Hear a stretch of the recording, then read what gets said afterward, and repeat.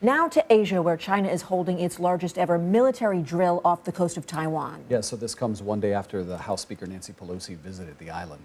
Chinese forces began by firing missiles into the sea. 10 naval ships and 22 military aircraft reportedly crossed the unofficial maritime boundary into Taiwan's waters, as well as the last time China fired missiles in Taiwan's waters was in 1996. China's broadcaster says the drills are expected to run through Sunday.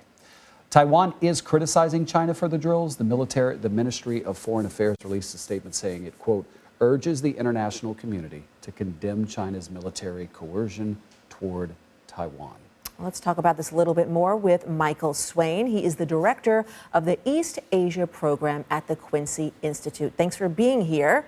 So what is China trying to accomplish with this military exercise? And is this a warning that China could invade Taiwan sooner rather than later? Well, I think China is trying to convey that it has a very serious attitude towards what's happened with Nancy Pelosi's visit, and that it wants to really show that it has resolve to defend its position that Taiwan is part of China, and that the United States has upheld in the past a one China policy, which Beijing now sees the United States as eroding. And Nancy Pelosi's trip was a major step in the direction of that erosion. So they're trying to be serious that this is a war or peace issue, which it is for the Chinese. I don't think it's going to lead to an imminent invasion of Taiwan. I don't think the Chinese are prepared to undertake that. And I think the Chinese still would like to see a peaceful resolution of the problem. But their pessimism over this has undoubtedly increased. And so they are resorting to more extreme measures to try to convey their resolve and to try to convey their criticism of what the United States has done or what it has acquiesced in with Nancy Pelosi's visit to Taiwan. So there are all these conversations about, will China invade Taiwan? You're saying you don't think it's going to increase that. But if that were to happen, what does that look like? What does a Chinese invasion of Taiwan look like? What do they do? Well, a Chinese invasion of Taiwan could take many different forms. There are many. Unlike in the past, China has many different tools in its toolbox. It could engage in missile attacks, cyber, an outright invasion, blockade, many different things that it could do if it were to take that very, very dire move, which would be a major gamble for China. Some people have argued that the Chinese are well placed to seize and hold Taiwan confidently, and that is not the case in my view. It would be a major roll of the dice, and one that China would not take lightly. And why do you say they couldn't hold Taiwan?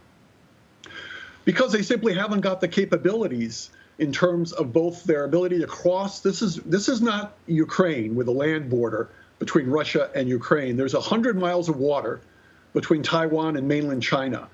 And the Chinese do not have the requisite amphibious capabilities and the ability to place large numbers of troops on the island in a short period of time that would be required to be able to actually seize and hold the island. Plus, you've got to assume in this case, unlike in the Ukraine case, that the United States will become involved. The United States has a position of ambiguity on this, but it will become involved in one way or another to try to deter an attack if it was provoked by either Taiwan or by China. And Michael, what would be the reverberations around the world between a conflict between the U.S. and China? What would that mean for other countries? Oh, I think it would have a major reverberation. I mean, it would have a huge impact on the global economy. It would really change the nature of the global order and global prosperity in a lot of ways. Coming on the heels of the Ukraine war, it would heavily damage supply chains. It would further impoverish the global south, which we're already seeing. It would stoke inflation further. It would inhibit U.S.-China cooperation on critical issues such as climate, pandemics. And I think it would drive some countries into more of a kind of war footing with more resources devoted to the military than to anything else. And of course, it could also lead to escalation to the level of even a nuclear conflict. China and the United States are both major nuclear powers, as we know. I don't know about you, but I learned a lot in that. I learn every day I'm here. Thank you, Michael. We have the You're best very welcome. guests. Nice to see you.